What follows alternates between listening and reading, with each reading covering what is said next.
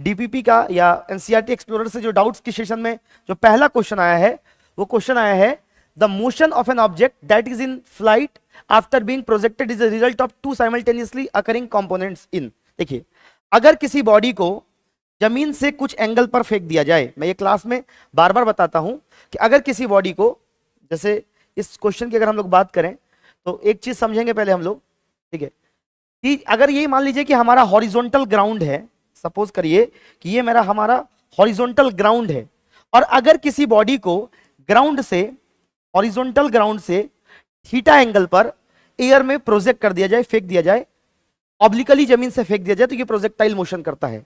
और projectile motion में ये पैराबोलिक कर्वेचर को इस तरीके से, पैराबोलिक ट्रेजेक्टरी को फॉलो करने का काम करता है। और इसमें हम लोग अगर मोशन को एनालाइज करना चाहें, मतलब प्रोजेक्टाइल मोशन को अगर हमें एनालाइज करना हो, समझना हो, इस क्वेश्चन के माध्यम से ये कॉन्सेप्ट भी सीख लीजिए, तो हम लोग प्रोजेक्टाइल मोशन को एनालाइज करने के लिए इसको दो हिस्सों में तोड़ते हैं। ये 2D मोशन होता है, और 2D मोशन को दो डायरेक्शन में तोड़ा जाता है। हम लोग जिस सरफेस से फेंकते हैं, अगर हमने ग्राउंड से फेंका है जमीन से, तो जमीन को एक्स मान लेते हैं, और उसके परपेंडिकुलर को हम लोग वाई मान लेते हैं, इस तरीके से।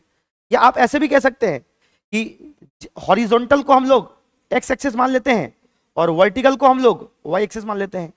मतलब मिला जुला करके प्रोजेक्टाइल मोशन एक तरह का 2D मोशन है और प्लेनर मोशन है। मतलब इसमें एक्स और वाई एक्सिस के बेसिस पर काम होता है। हमसे सवाल ने पूछा है कि बॉडी को जब फेंका गया एयर में, फ्लाइट में, इसका जो रिजल्ट है मोशन का, वो दो साइमल्टेनियसली अकरिंग कंपोनेंट्स इसमें होंगे। मतलब प्रोजेक्टाइल मोशन में दो कंपोनेंट होगा, तो कौन कौन सा कंपोनेंट होगा? Horizontal direction with constant acceleration, vertical direction with constant acceleration, horizontal direction without acceleration, both B and C. यहां देखिए, समझिएगा, अगर आप किसी चीज को एयर में फेंकोगे तो एक्स के दिशा में, जैसे मान लो यू स्पीड से थीटा एंगल पर आपने फेंका, तो इसके वेलोसिटी को हम लोग एक्स और वाई में ब्रेक करते हैं। एक्स के दिशा में जो इसका वेलोसिटी आएगा, क्योंकि यू स्पीड से थीटा एंगल पर फेंके थे, तो यू कॉस थीटा आएगा, और वाई के डायरेक्शन में क्या आता है? You sine theta. तो एक्स के डायरेक्शन का स्पीड यू कॉस थीटा होगा, एक हॉरिजॉन्टल कंपोनेंट हो गया। मतलब आप ये समझिए कि प्रोजेक्टाइल मोशन में वेलोसिटी का जो एक्स कंपोनेंट होता है, उसी को हम हॉरिजॉन्टल कंपोनेंट भी कह सकते हैं। ये अगर यू स्पीड से हमने थीटा एंगल पर फेंका है तो यू कॉस थीटा आता है, ठीक है। और एक्स के दिशा में अगर किसी बॉडी को जमीन से कुछ एंगल पर फेंको तो एक्स के डायरेक्शन में कोई फोर्स नहीं लगता, एक्स के दिशा में नेट फोर्स 0 होता है। अगर किसी बॉडी को प्रोजेक्टाइल मोशन में फेंकते हो, जैसे सपोज करो यहां पे अगर कोई बॉडी है किसी टाइम पर एम मास का बॉडी, तो इस पर सिर्फ नीचे mg का फोर्स लगेगा वर्टिकल डायरेक्शन में, एक्स में इस पर कोई फोर्स नहीं लगता ग्राउंड टू ग्राउंड प्रोजेक्टाइल में।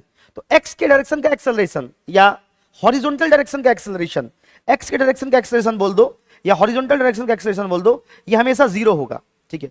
अगर यू स्पीड से थीटा एंगल पर फेंके हैं तो हॉरिजॉन्टल डायरेक्शन का initial speed you cos theta होगा और ये हमेशा कांस्टेंट होगा। अब ये तो हम लोगों ने बात कर लिया एक्स के डायरेक्शन का। अब अगर हम लोग वाई के डायरेक्शन की बात करें तो वाई के डायरेक्शन को हम लोग वर्टिकल भी बोल देते हैं।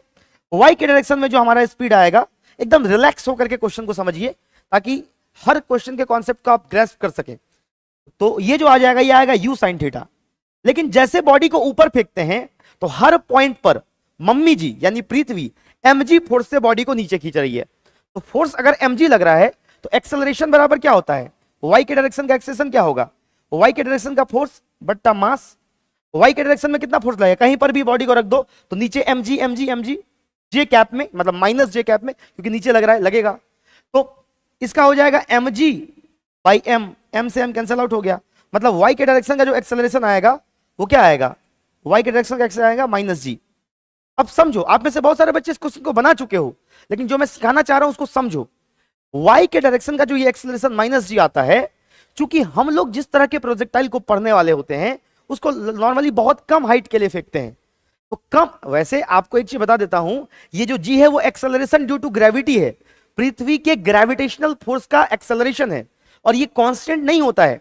आप ग्रेविटेशन चैप्टर में पढ़ेंगे कि हाइट के साथ, डेप्थ के साथ, पोल्स पर इसकी वैल्यू में वेरिएशन आती है। लेकिन अगर हम लोग बहुत कम हाइट तक के प्रोजेक्टाइल की बात करें तो वहां पे हम लोग जी को एज ए कांस्टेंट ट्रीट कर सकते हैं, एज ए कांस्टेंट ट्रीट कर सकते हैं। मतलब हम ये समझ सकते हैं, ये भी एक कॉन्सेप्ट बिल्डिंग क्वेश्चन है, इसको भी मैं सीबीक्यू बोलूंगा, कॉन्सेप्ट बिल्डिंग क्वेश्चन, कि प्रोजेक्टाइल मोशन में एक साथ बॉडी के वेलोसिटी का या मोशन का दो कंपोनेंट होता है, एक vertical direction with constant acceleration, है ना, यानी इसको आप बी बोल दीजिए, टाइपिंग में इसको 2 कर दिया गया है, बी ऑप्शन। और horizontal direction without acceleration, C option. तो मेरे हिसाब से इसका आंसर आना चाहिए fourth, both B and C. मतलब आपने इस सवाल में यह सीखा कि अगर किसी बॉडी को जमीन से कुछ एंगल पर, कुछ थीटा एंगल पर प्रोजेक्टाइल मोशन मतलब एयर में प्रोजेक्ट करते हैं, तो इसके वेलोसिटी का 2 कंपोनेंट होता है, एक हॉरिजॉन्टल कंपोनेंट और एक्स के दिशा को और हॉरिजॉन्टल दिशा को सेम कहते हैं। एक्स के दिशा में या हॉरिजॉन्टल दिशा में प्रोजेक्टाइल मोशन में कोई एक्सेलरेशन नहीं होता, लेकिन वर्टिकल डायरेक्शन में या वाई की दिशा में हमेशा डाउनवर्ड जी के बराबर एक्सेलरेशन लग रहा होता है। यहां तक आई थिंक सारे बच्चों को समझ में आ गया होगा। एक बार कमेंट करके बता दीजिए कितने लोगों को समझ में आ चुका है। फटाफट से कमेंट करके बता दीजिए चमका।